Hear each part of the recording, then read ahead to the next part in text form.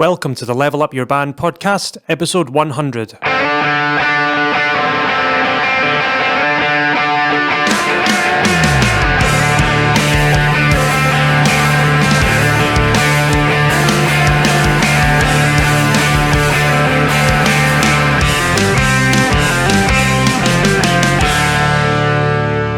Hello, and welcome back to the final episode of the Level Up Your Band podcast. My name is Gavin Patterson, and I'm here with Julian Pombo. No! No! So yeah, we are finally here. Yeah. Episode 100. Wow, Had what a ride, eh? we had a good run. No, I mean, it was pretty good. It was yeah. It was just amazing how quickly it just became part of my Routine. Yeah. It was just a thing. Yep. That we were doing. Yeah. What Didn't question it at all. You know, it's like get up on a whatever day it was, Monday or Tuesday. It's like, okay, we're gonna record podcast today. That's what we're doing.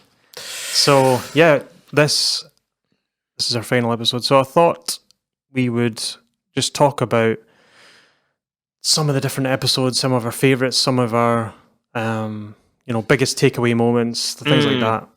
We'll see. I haven't spoken to you about any particular episode, so no, it'll be interesting. And just some like interesting thoughts that I had as well. Just some stupid things. Okay, that's fine. Stupid things about it. Okay.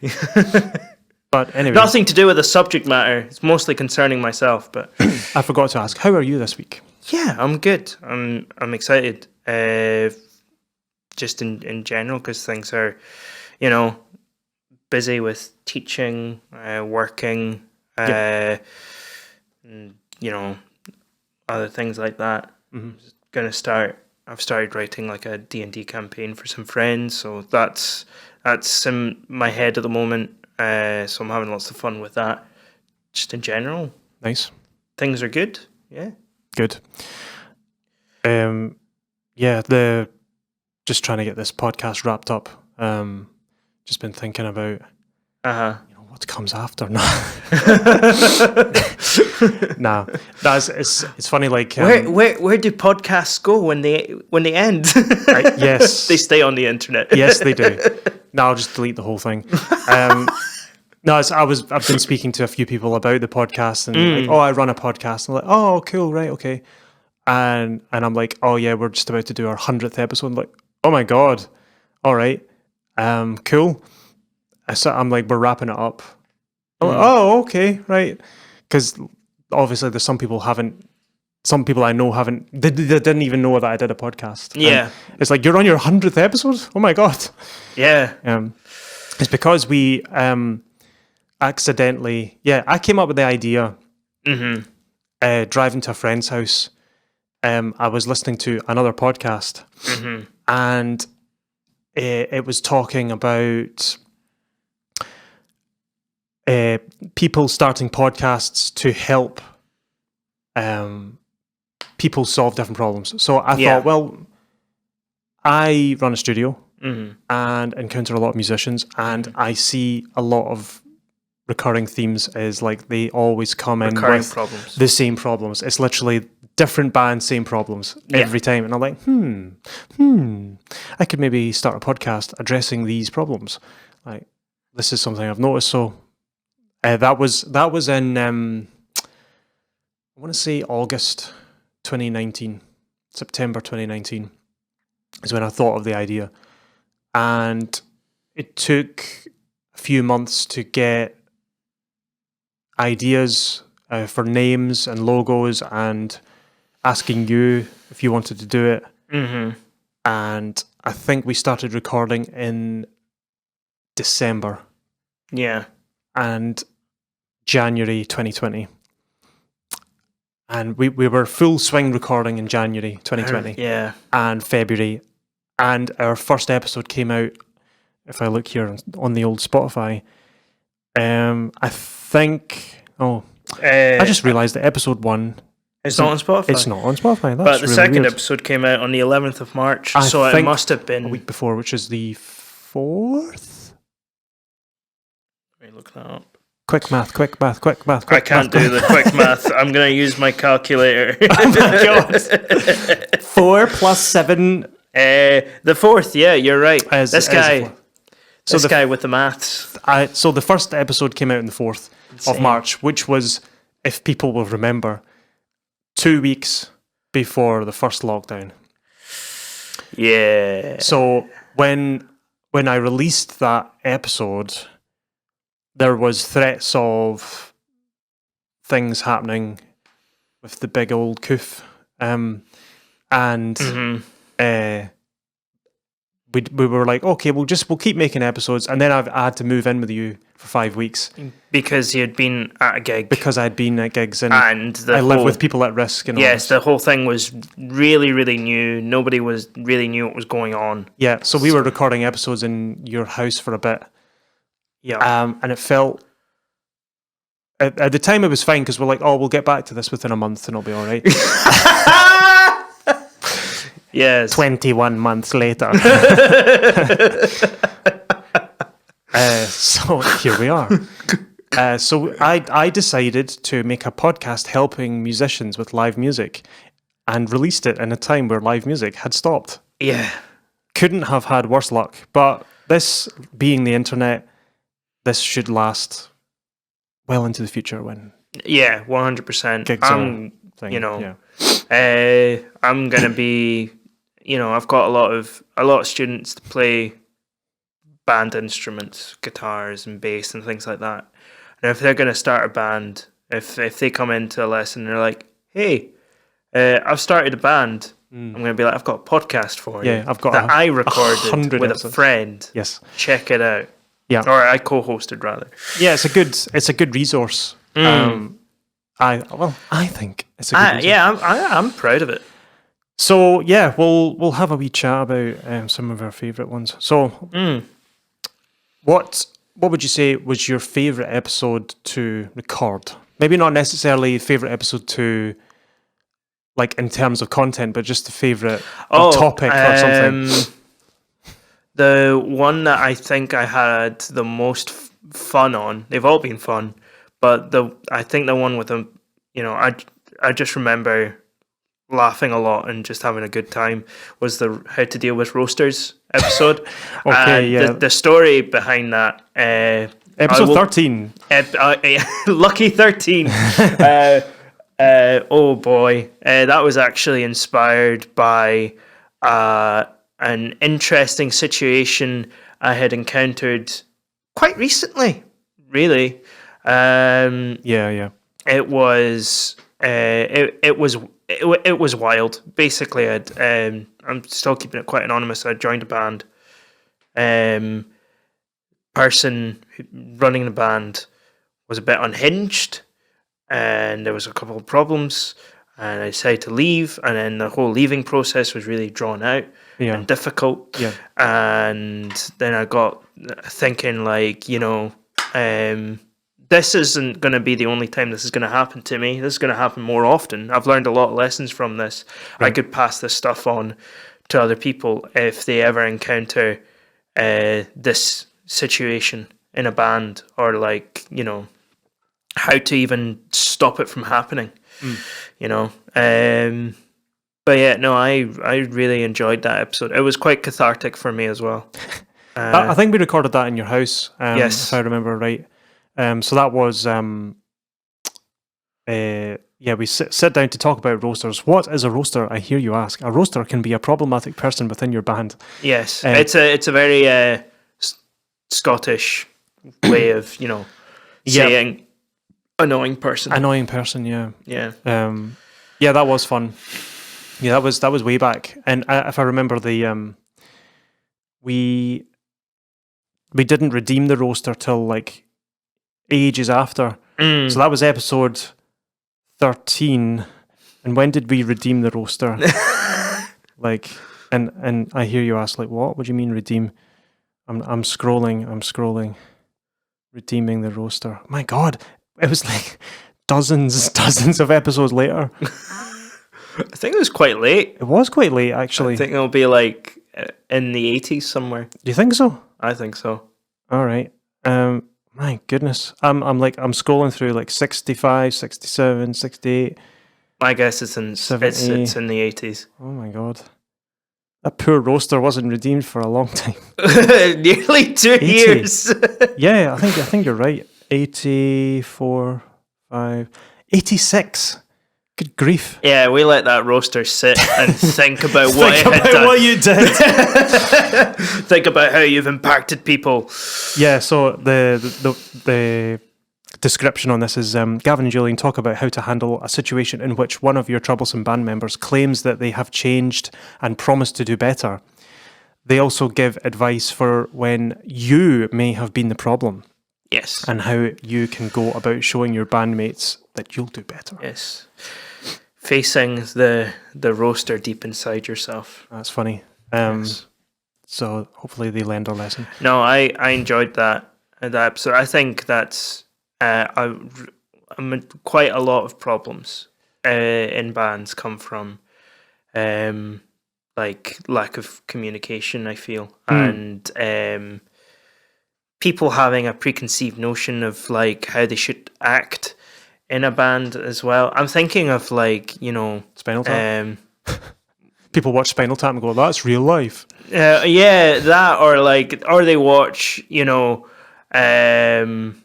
Whiplash or they, and they're like, "Oh, I need to be bossy and rude and generally unpleasant because that's how musicians are." It's not, Yep. It's like any other. It's like any other. I was about to say workplace, but like, would you act like that in your job?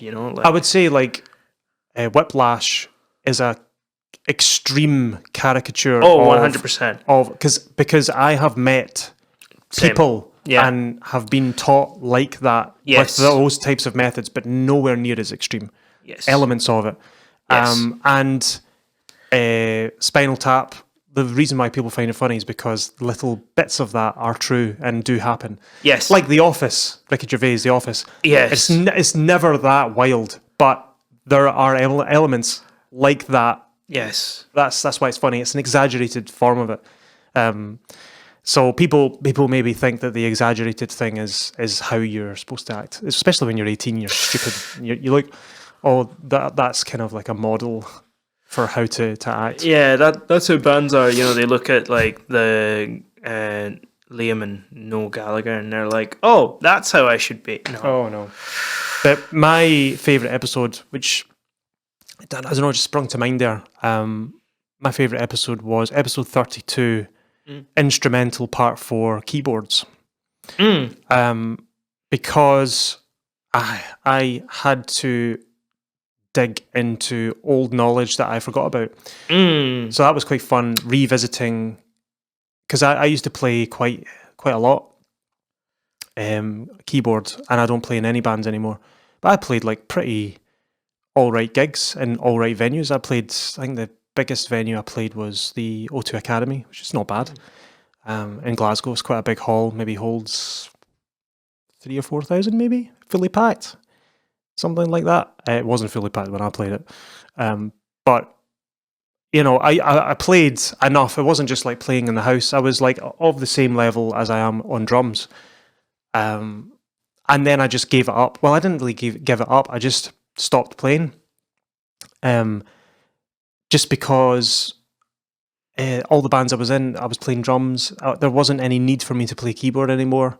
No one was asking for keyboardists, so I just went with drums. Yeah. It just happened naturally.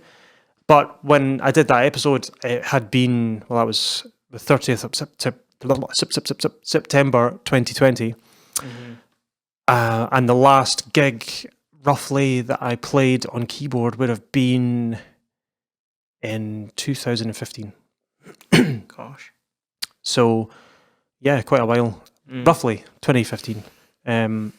So it was quite cool to talk about different synths and keyboards and MIDI and all the cool stuff. Like, just I used to be so clued up on gear, on what keyboards were out and synths were out. Like, I would go into GG Digital, Guitar Digital, and I would Rub-a-Dub. I don't know if that still exists. It's the very, very, very, very, very bottom of Buchanan Street where it joins with that street. I don't know what you call that street. Argyle Street? No, no, it's not Argyle Street. I don't know. Down near the shopping centre. Yes. You know the one? St. Enoch's. St. Enoch's, there. All right, okay, I didn't know that. There's a little synth shop in there. It's really cool, actually. Oh. It's tiny. They sell like keyboards and headphones and studio monitors and stuff. It's really good. They do repairs as well. Oh, yeah, I do know it. I think it's still a thing. Yeah. I think it's still there. So I used to go into these shops and I would just keep an eye on like, oh, what's out, what's new from Korg and Roland, and like what's the latest thing. Now I haven't a flipping clue. Like I just don't pay attention anymore. Yeah. But when I did that episode, I was like, I better get myself clued up, and just looking at some of the new gear and I enjoyed just browsing about. Like when I was quite into keyboards and stuff, it was very much still, you buy a keyboard and play the keyboard and you get your sounds from the keyboard. But that was like 2011, 12, 13, 14.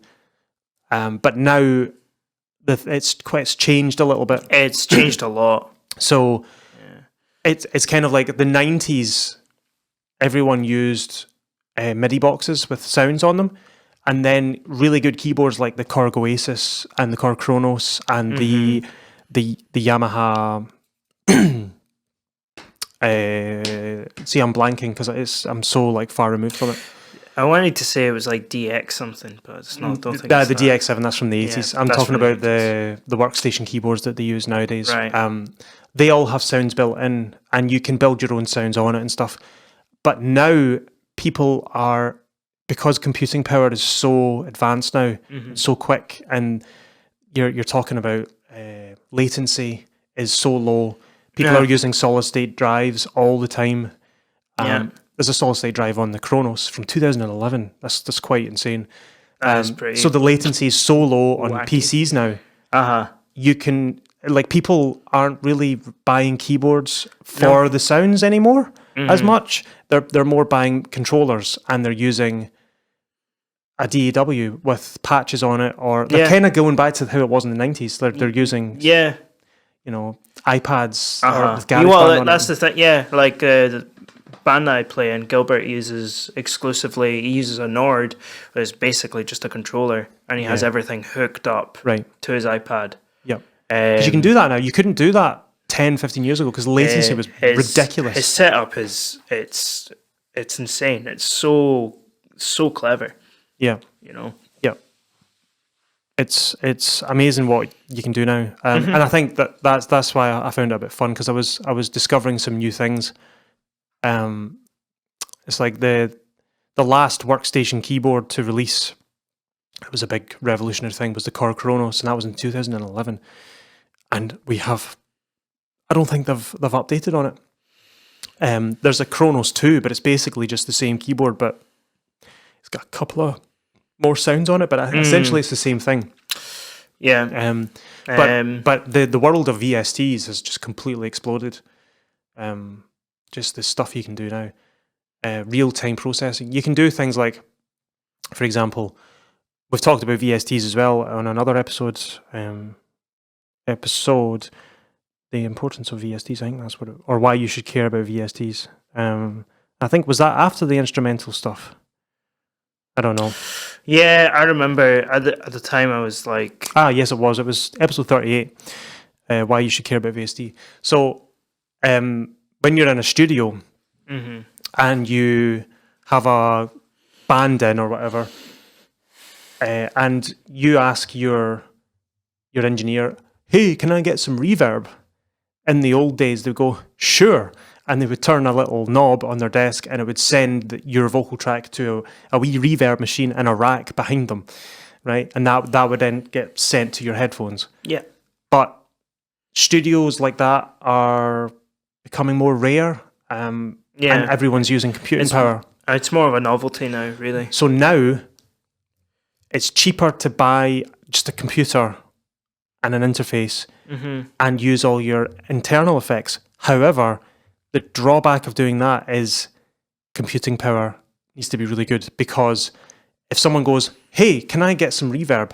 That means that you need to process that reverb in real time with no latency, because you don't want to go like, hello, and there's like a delay, because you don't want to hear yourself delayed, because that's really off-putting. Yeah. There's a thing called, just in case you guys didn't know, there's a thing called a speech jammer, and the way it works is it does exactly that. Delays. It plays what you've said like a couple of like milliseconds afterwards, and your brain just like it's horrible. crashes. It's just like I hate it. So the issue is the drawback of having cheaper DAWs or cheaper recording equipment is that your latency is a big factor, because if someone asks for reverb and you're like, I can't give you reverb because it will delay the whole system because of the processing power. So in the old days, you had analog EQ, analog compression, analog delay, everything was analog, and it's real time. It's the speed of light or close to the speed of light. So there is latency, but it's so unnoticeable that it's basically real time. But in a PC, you're asking a PC to put on all of these digital effects and deliver it to a set of headphones in as close to no time at all. It's really hard to do for a computer. So there are now solutions to this where you've got increased computing power or DSPs. Yeah.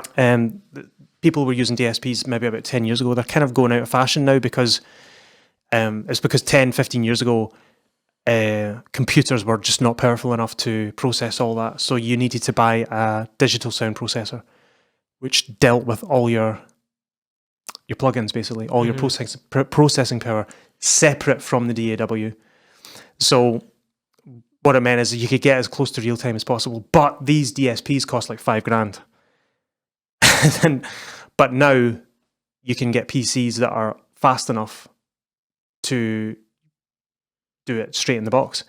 I know I can get somewhere close to real time processing in here on some effects. If I add too many, it starts to become more delayed, and then I have to dial it back a little bit. So it's not perfect yet, but see in the future, like with keyboards, like I'm talking about, you're going to have so much processing power just from your laptop and play everything in real time. See the keyboard I have with all its internal effects and sounds and stuff, the way it gets around latency is if you've got loads of layers and you're playing away, the keyboard manufacturer knows that it's more important that it plays on time. So what they do is they prioritize latency being low. And what happens is if you play too many notes or you're playing too many sounds, it mutes it. It mutes sounds. So that's a thing that Korg came up with. I don't know what other keyboards do, but say you've got... So if you just have a piano and a synth sound playing on top of each other, it's going to be fine. But if you've got piano, brass, strings, clavinet, drums, everything all playing all at the same time, what you can do is you can tick a box on which one it would like to prioritize, so like the piano and the strings, and basically when it gets overloaded, the other sounds will shut off. But they do it in a musical way, so they mute, because if you don't do that, it'll just start going jamming up. I think it's called note stealing and stuff. Right. So you've got these technologies that are happening with VSTs as well now. So it's like, it's similar to the thing. Have you heard about the thing in VR where virtual reality? If you, or even just games in general, there's some games that only renders the game that you can see, but all the stuff behind you is all unloaded. Yes. So when you turn around, it all loads back in again to save CPU. Yes. So it's kind of intelligent. Well, VR takes this a step further in the metaverse. there's in the Oculus anyway, the Facebook Oculus thing, the creepy Matrix Right. metaverse thing. There's a camera. This is a new technology that's going to be coming out. There's a camera inside the VR headset that focuses on your pupil in your eye and sees where your eye is focusing on the screen, and in real time it renders, because your eye focuses extremely tightly on a tight space, but all the peripherals out of focus, it only renders what your eye is looking at, and the peripheral, it defocuses it and makes it a lower resolution in real time to save processing power. And it does that on 2 screens simultaneously. That's insane. That's the level of technology we're talking about. And imagine that with music. So you can have like full processing power with this like adaptive, basically machine learning AI working with you so that you can get that analog sound, but digital, and it's in real time. So like, it just blows your mind. So that basically, that was what I was discovering in researching the why you should care about VSTs and the keyboard episode. And I was like, oh, this opened my mind up to all this. I remember, I think I had requested it a couple of episodes ago. I remember talking about it. And it was mostly because I was like, I know Gavin knows loads about this, and I'll be able to actually learn something, because at the time I was writing a soundtrack for a short film. Oh yeah, and it was very, very new to it. It's out just now. You can go check it out. It's called Norm. I think it's on YouTube. I don't know if it's there's a version on YouTube with the old soundtrack, but I wrote a whole new soundtrack for it. So that was a lot of fun. I was just sort of messing about with things. I'd tried out all sorts of weird and wacky things I'd never done before. So and the mixing, I think, was okay. It was a bit rough. I'm not very good. That's the next thing. That's the next thing I need to get better at. Mixing. Mixing's fun. It's always I always analogize it to cooking. Yeah. And you're a good cook, so you'll probably get mixing pretty well because it's the same thing. Yeah, but I mean, at the moment, it's like with mixing, like with cooking, I know what oregano tastes like. Right. And with mixing, I'm like, I don't know what any of these things taste like. Is this good? Right. Is this a good thing? You need to spend time learning your plugins. You need to learn what each EQ sounds like. When you reach for that knob, you know what it's going to sound like before you even dial it in. Yeah. You just have to do that. You just have to do it over and over and over and over. And then you start to learn, oh yeah, this EQ will work on this guitar 100%. Yeah. You don't just learn that in a YouTube video. You just have to keep doing it over and over. Yeah. Until you go. It's like same with cooking. Like you're reaching for something before you've even thought about like, oh yeah, this needs that immediately. Yeah. Just go. You just know what you can you can taste it in your head before you've even tasted it. You know what it's going to be like. Yeah, it's the same thing. So what was your favorite episode in the sense of you learned the most? Let me see. The instrumental ones, I learned a lot of stuff from that, but that's a whole collection. It could probably count as one episode, I suppose. It could probably just count as one episode. That was 5. There was a lot. Episodes. Yeah, 5 episodes. But there was a couple of things I already knew. In that, I think.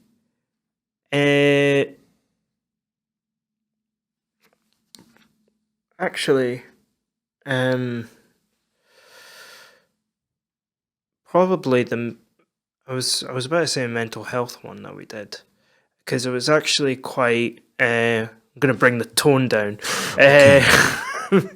It was especially now, it's like people are more open about talking about mental health issues and things like that, more so than 20 years ago. Or even 10 years ago. and it was quite shocking how much musicians are affected by it, by mental health problems, because they are problems. Musicians are problems, I agree. Yeah, musicians are problems. No, mental health problems. It was quite, and I learned a lot of. Yeah, it was just quite sobering, I guess. You don't really think about how much of an issue it is until you really go deep into it, and then you actually realize, oh wow, this is a big rabbit hole with lots of things in it. Mm. And then from a historical point of view, all the sort of like deep dives into bands have been so useful. Yeah.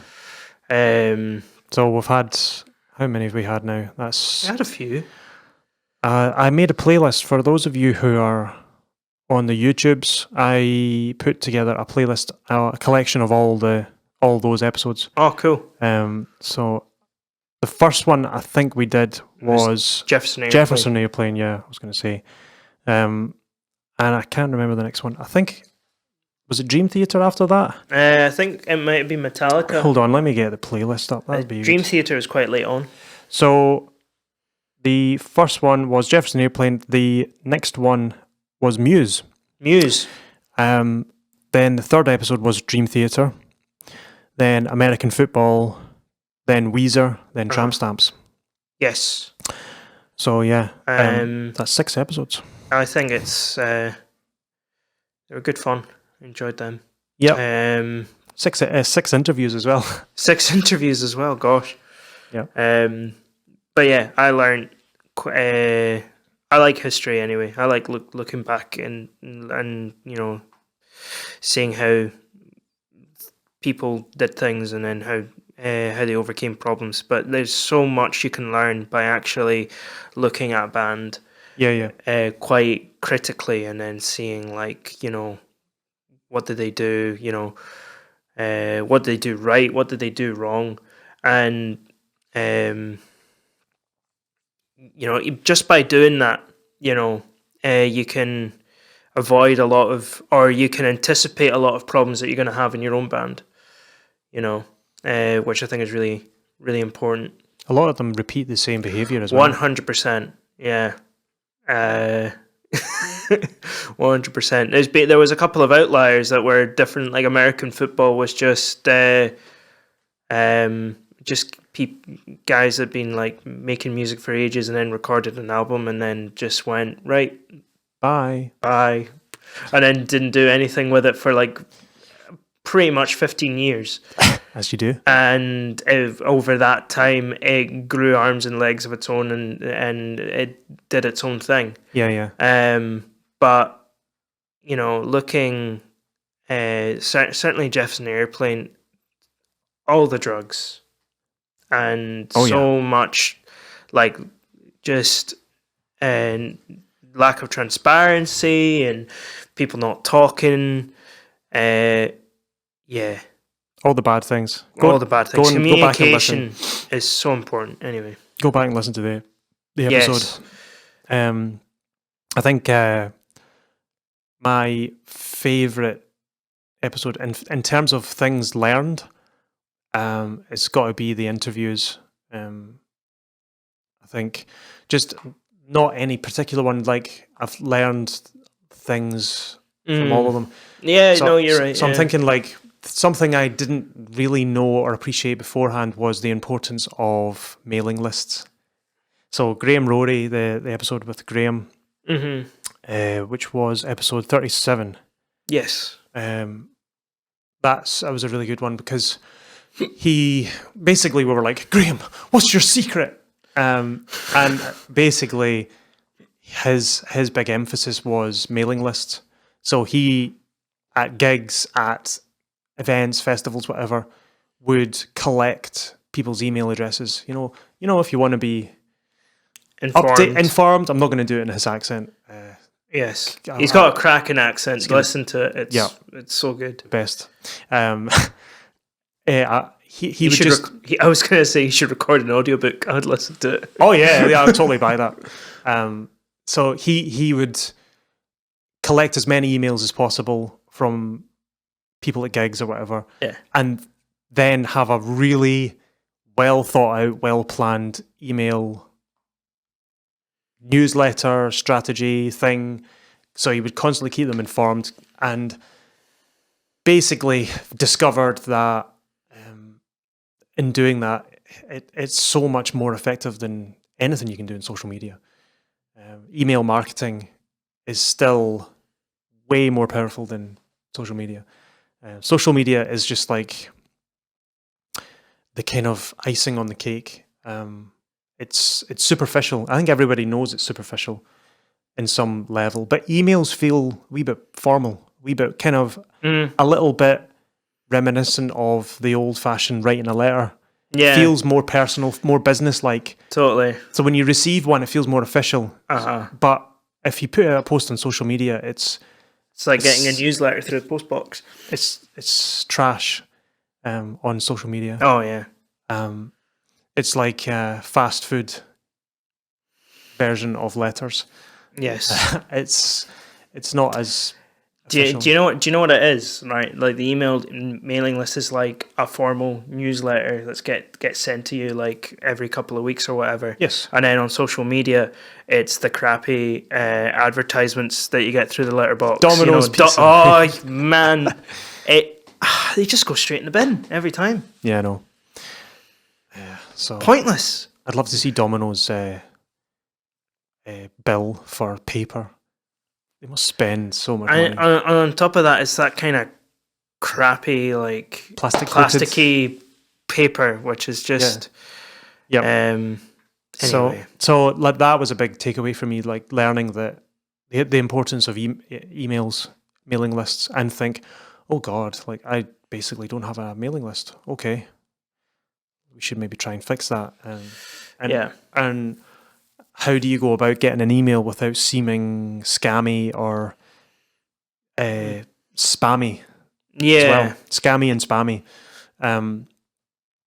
So yeah, have a listen to that episode. And the other thing I learned, well, I kind of knew to a degree, but this was from Liam Shortle, was the whole regularly scheduled content.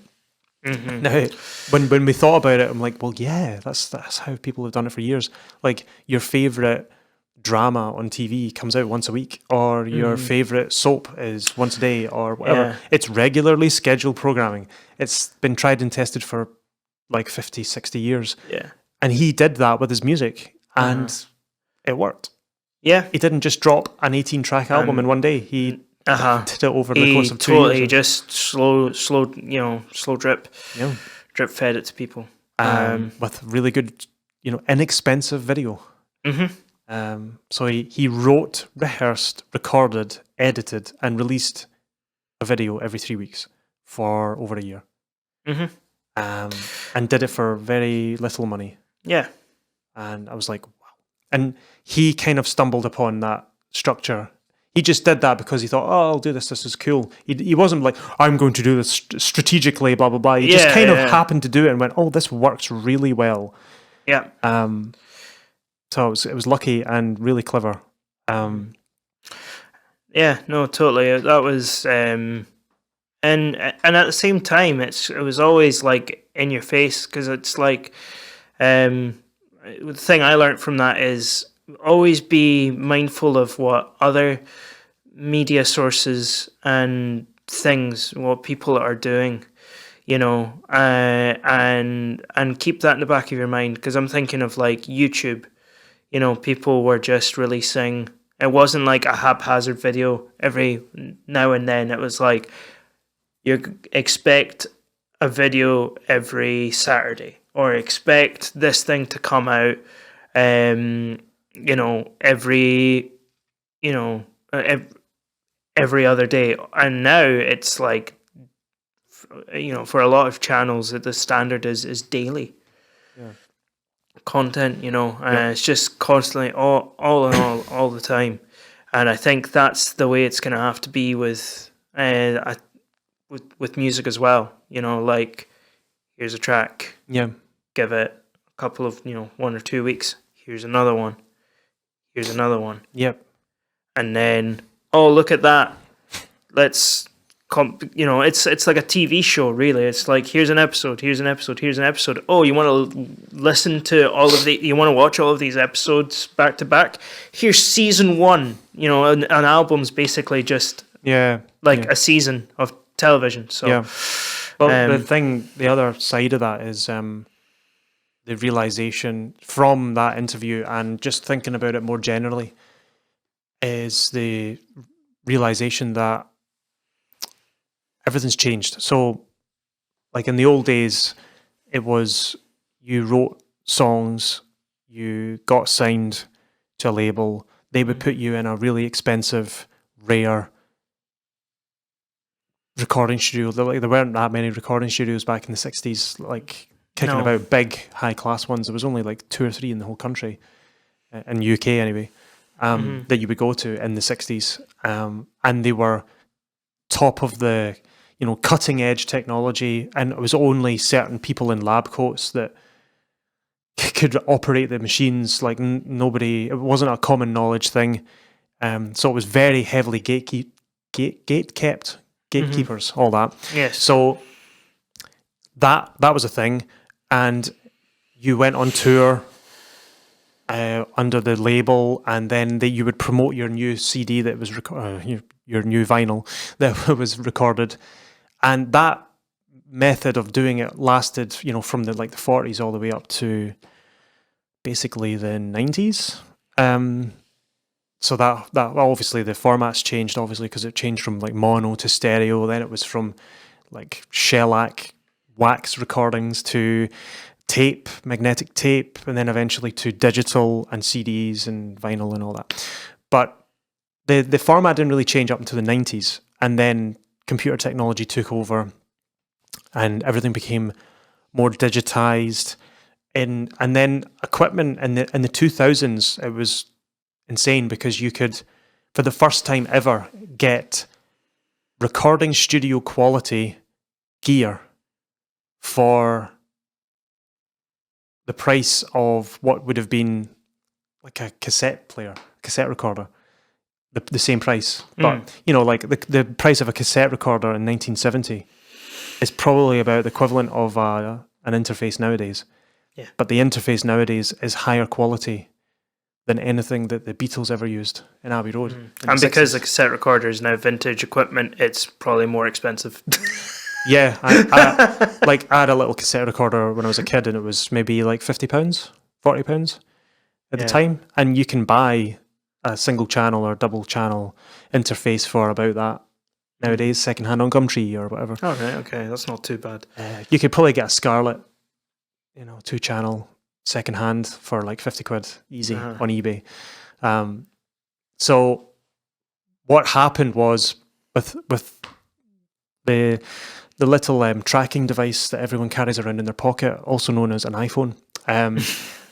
Basically, you get delivered any media at any time, anywhere. Insane. So you have, because of the iPod, and it eventually turned into the phone, you no longer have to go to a shop to buy music, and music becomes widely distributed for free. Yeah, because it's information that you can't really, it doesn't exist.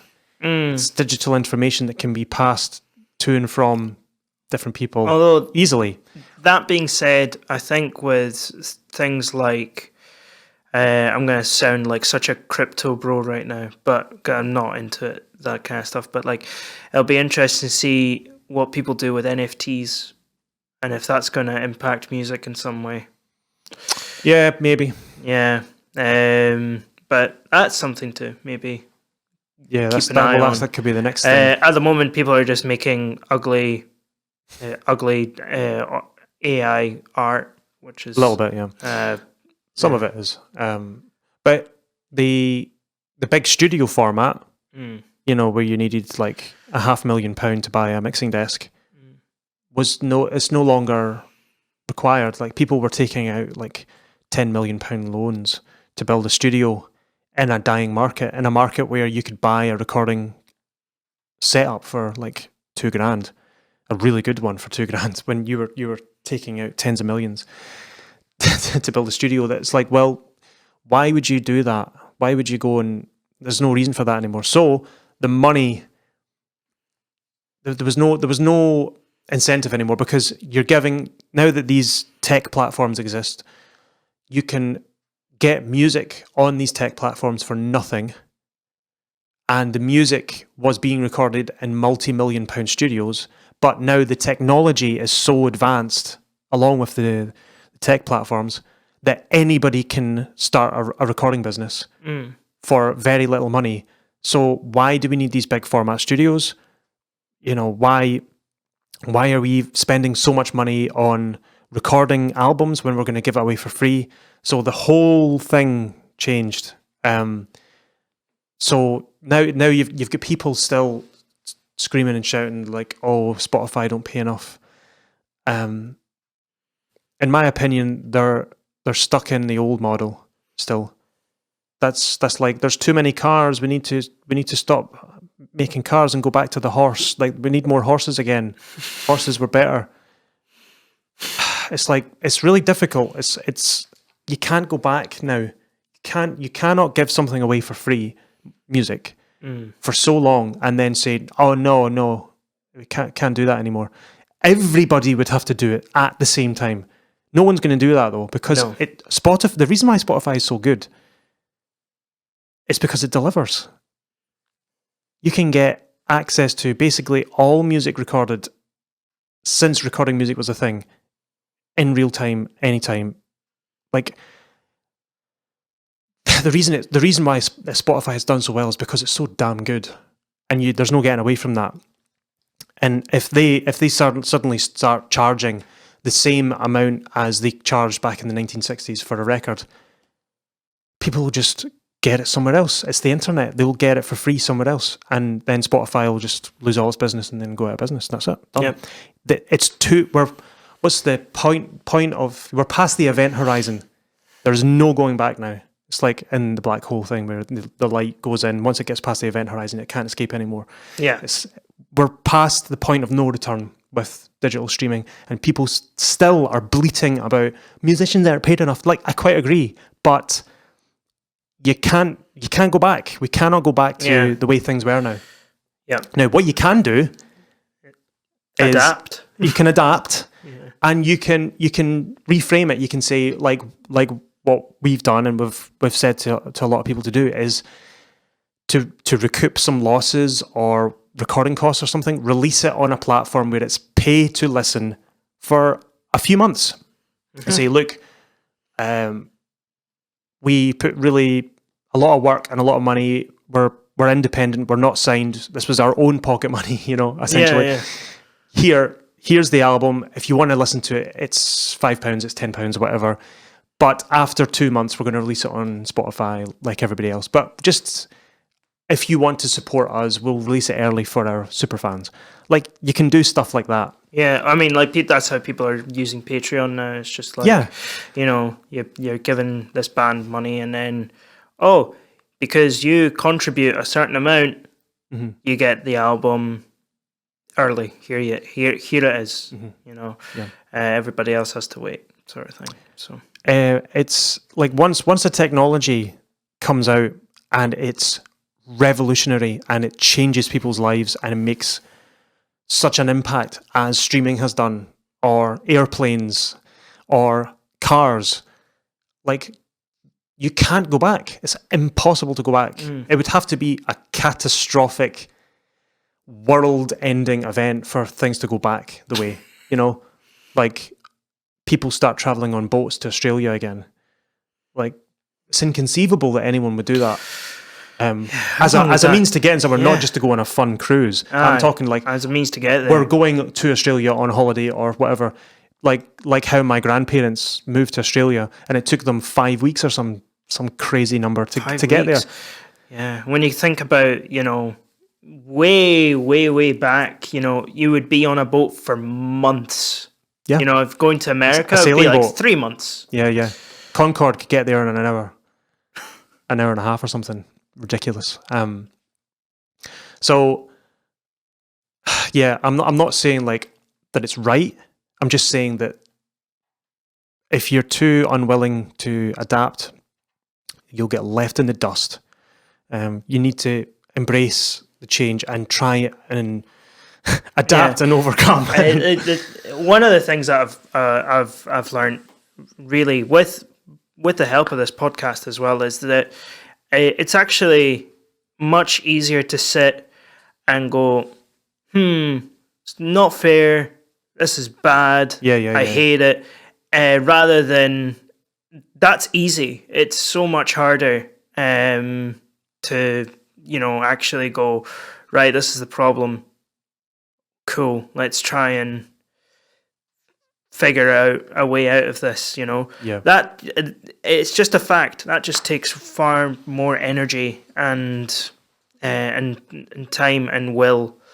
We've talked about that before, like I think it was the roasted episode. Yeah. It was whenever I see someone bleating and complaining about how Spotify and this and that, people aren't getting paid, I get this bad taste in my mouth. It's like someone going, like we mentioned in the roaster episodes, it's like that whole crisis has come up, things have changed, and the first thing you do is, who's to blame? Rather than fixing the problem, it's like, we need to find someone to blame first. Yeah. That's the first, like I've worked with and lived with people who do that. Like, something goes wrong, and rather than go, right, this is what's happening, how are we going to fix it? Let's try and fix it. That's irrelevant. Let's try and find who's to blame for this. And that's what it feels like whenever someone's like, Spotify do this. Spotify need to be held accountable. Sign this petition. You've seen a million of them. Like, it's just you're trying to swim upstream. It's just not. It's not going to happen. I mean, by all means, like you should exercise your right to complain. If you feel like there is some form of injustice, but do more than just sit and complain. Like, you need to take steps. Yes. Well, that's my point. Like, if Spotify turned around and went, okay, we'll charge, we'll give out the money to the artist in the same amount that they used to get, equivalent for like modern day money, how we used to do things in the 80s and the 90s and the 70s. Then the premium for Spotify would go out up to like £300 or £400 a year for each member. It would be expensive. It would be hella expensive. And guess what? Nobody would do it. And the company would go bust and people would get their music free online anyway. Like, they can put it up a little bit. They could maybe double it, right? They can maybe double what they give artists, and maybe the price would go up to £30 a year. Or a month, or whatever it is. It would be a month. I think. A month, right? Because at the moment, it's for one account. It's like £7.99. Right. No, £10. So maybe they could do that. Yeah, sure. But what's double of 0.0002 pence? It's not enough. That's my point. Like, even if they did pay fairly, the whole market would collapse because this information can be exchanged for free online. There's no getting away from it. You cannot defeat this.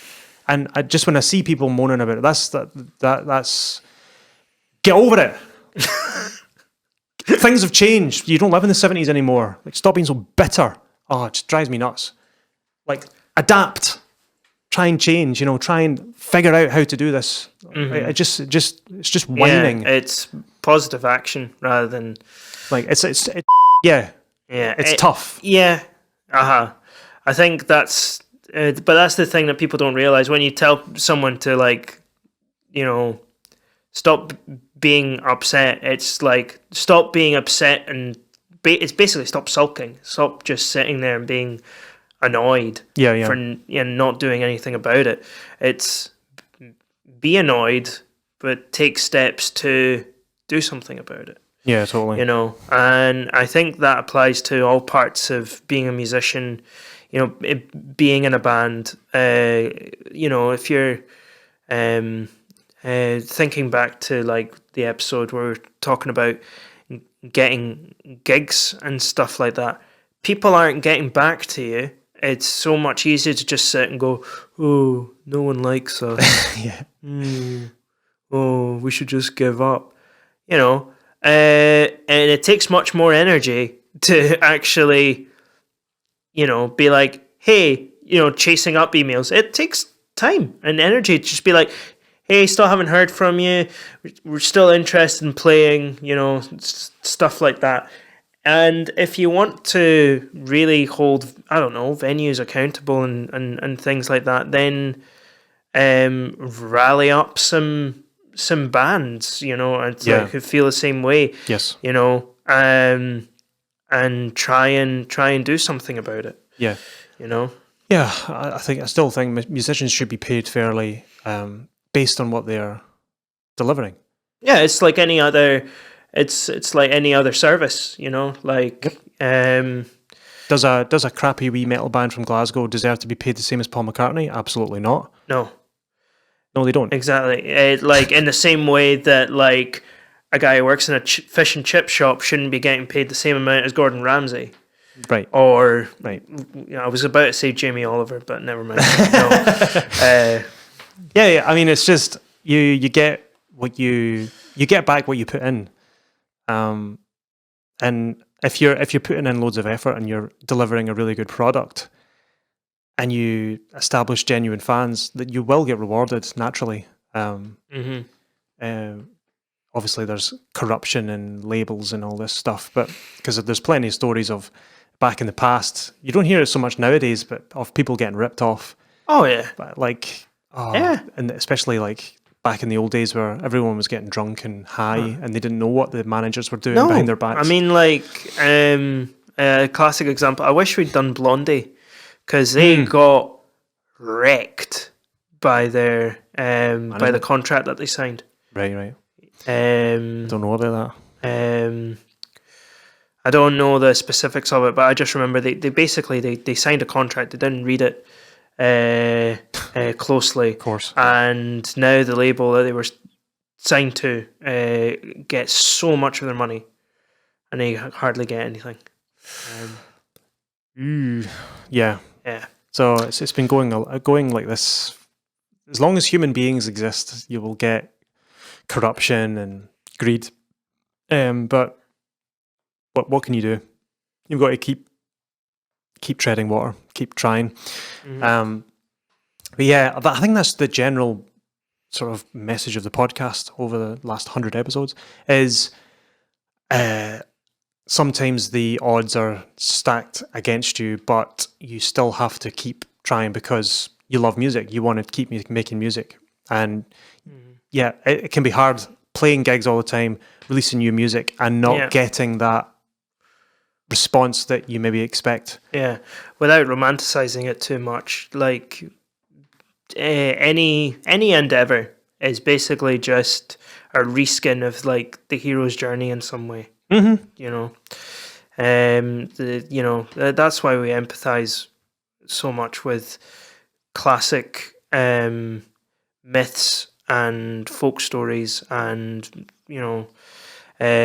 classic movies and things like that. It's just that it's the same idea. It's just like, here's an ideal, I need to pursue it, everybody else is going no, and then eventually it has a happy ending, the hero succeeds, and that's what we want too, so yep, keep going. Basically. And just if anyone's like looking for advice or whatever, or we're the podcast is stopping. Yes. This will be end of season 1. Yes. But if anyone still has any questions or requests or anything, the DMs are still open. Yeah, so 100%. We're not deleting everything. So the emails are still. You can still email us at the website, levelupurband.com and all that, and you can still speak to us on Instagram. But we're going to stop recording episodes for now. We might pick it up again in the future. Yeah, 100%. I think the way to think about this is like, this is to use like, Magic the Gathering and or like a card game analogy. This is your starter pack with all your essential cards. You can get playing straight away, and we might release a few boosters. Yeah, and DLC. Yeah, well, yeah, not quite DLC, but like just additions to it. So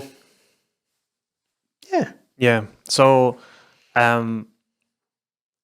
just I think the overall sort of premise of the podcast, because we always talk about video games. Actually, yeah, episode 1 is here, but I've put it down as a trailer. Oh, so I don't even know what I'm doing. Yeah. So the aim of the podcast originally was a sort of a platform for just a central resource for musicians to help them run their bands. And I don't think there is that many resources out there in a podcast form that does this. There's a couple of ones that do niche things, but nothing this grand on the whole thing. You get some like well, I mean, you URM, the Unstoppable Recording Machine. Is that what it's called? Oh, I've not listened to that one before. They just do production, and then I'm pretty sure. I'm trying to think. Does Yannick Gwizdala have a podcast? I feel like he's the kind of guy who would be bass player. I feel like he's the kind of guy who would have a podcast. But I imagine there's loads of podcasts out there about just guitar or bass. 100%, yeah. Or stuff like that. There's one I listened to since 2018, I think. It's not called this anymore. It's the 6 Figure Home Studio Podcast. Right. So that's about entrepreneurs who have just maybe started a recording business. They're got a little studio, a home studio, and they're trying to make more money, get more clients, all that. So it was kind of like after listening to that episode, that podcast, and they did like 150 episodes and then stopped and they've rebranded and stuff. But that I was like, wow, this has helped me really a lot. Like, because I'm hearing all this advice and it's free and it's on podcast. And I'm like, that's really cool. I want to do the same thing. So, we're not going anywhere. We're just not releasing any more episodes for now. We'll see how it goes. But we have 100 episodes of lots of different topics and content, and as always, if you know anybody who maybe starting a band or has a band and needs advice on different things, or you just know someone who's just like into music, like like one of the one of our regular listeners is a former student of mine who's now at university, but his dad listens to the podcast regularly. Hi, Dad. So hi, David. That's a special shout out for you. So could be anybody, because it was useful for me when I discovered the podcast that I mentioned, 6 Figure Home Studio, because I was like, wow, there's so many takeaways from this, and anyone who's willing to listen, I'm like, listen to this podcast. So and as always, give us a 5-star review, if you like, which you can on Spotify now, amazingly. So you know what, I'm gonna do it. You're going to give yourself a 5-star review. Yes. You deserve it. We both deserve it. Yeah. So I was looking at the stats. And it's sitting around 5,000 people have listened to this podcast. It's pretty decent. 5,000 people. So I think that's 5,000 individual people have listened through the podcast at various times. But you can see there's been a gradual increase on people listening to the podcast. So that's it's been really good. And I'd just like to thank everyone who's listened thus far. And if you want to hear more in the future, let us know. Because if you're like, no, 100's enough, like, stop, please stop. Then that's fine. I think now that the world's opening up a bit more, we're going to have more opportunities to. We've had more opportunities to go out and play live music and things like that. So we will, hopefully this year we'll be learning a lot. Yeah. And then we'll get back hopefully going on tour this year. So maybe we're planning something. I don't know what, but it's kind of like some sporadic gigs up in the north of Scotland. So we'll see where that goes. See what happens. Lots of ferry trips, which I'm not looking forward to. I don't like my seasickness I get, but hey ho. I've got like fantastic sea legs. It's that Mr. Smee hat. I think that's what does it. It's exactly. That's the secret. I don't know what it is. I just I would have been a great sailor. Yeah. Not me. No, I get seasick just looking at boats. Anyway. So thank you very much for listening to 100 episodes, if you have, of the Level Up Your Band podcast. Legend, you are a legend. And feel free to get in touch if you have any questions or future requests for maybe an episode 101. Yeah. Our resources, the free resources and the downloadables are all still on the website. So that's your gear list and studio jargon. So like, what's a VST? What's a compressor? It's all there. If you're going to a studio and you don't know what the hell anyone's talking about, download that. Music theory as well. It's like a very basic starter pack on like rhythm how notation works and how to read it, stuff like that. So it's all still there. So we'll leave it there. So thanks very much for listening this far. Yeah. And goodbye. Bye.